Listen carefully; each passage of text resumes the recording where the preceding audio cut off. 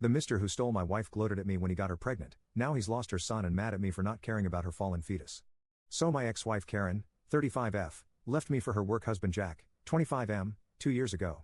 I, 36M, never liked him, even before I found out about their relationship. The first time I met him at a work event, he told me, while I was having my first child, "You better up your husband game or I might steal her off you." Well, 3 months later, he did. This man literally came with her to help pack the day she moved out. And tried to have a one-on-one conversation about how he wanted our relationship to go forward because he was going to be in my life. Then, as a joke, he said, "Told you I'd steal her away."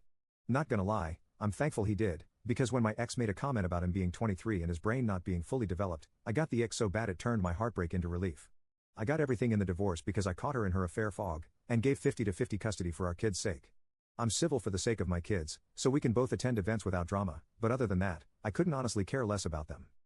Around June, Jack came instead of Karen for the pickup and practically skipped towards me to show off his engagement ring, saying he wanted me as a maid along with my daughters for something I didn't catch, because I was in a rush to get our cat to the vet.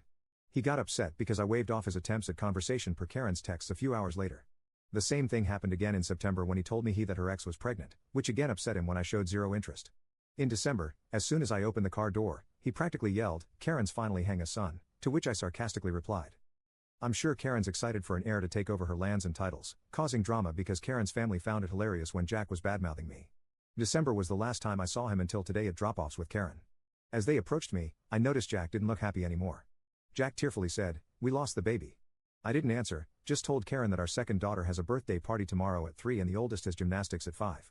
Jack literally screamed at me that I was a heartless bleep and bitter, then grabbed the girls' bags and walked away. Karen said I could show a little humanity towards Jack, and regardless of my feelings, he is my kid's stepfather. I told Karen the first don't care about what she's going through because outside of our kids, I don't care about her or Jack, and I don't owe Jack anything, especially pity.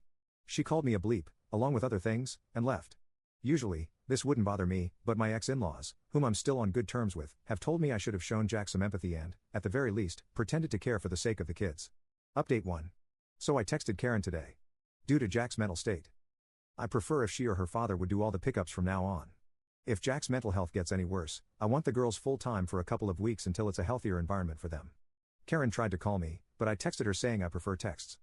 He said she wanted to have a heart-to-heart, but yeah, not gonna happen. I asked if it involved the girls, and she said yes, that it's also about all of us going forward and the relationship she wishes for us to have. Basically, she wanted family therapy with herself, me, Jack, and the kids. I said if she thinks the kids need to see a therapist, I would be happy to find one we both can agree on, but again, she just kept bringing it back to us.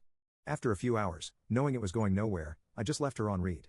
I called my ex-in-laws, told them the situation, and how I don't want to be involved with anything involving Jack and Karen unless my kids are directly involved. I reminded them that I've expressed multiple times that I don't care, and I don't want anything more than a civil co-parent relationship. I told them that even though I value my friendship with them, I will go low contact if it happens again.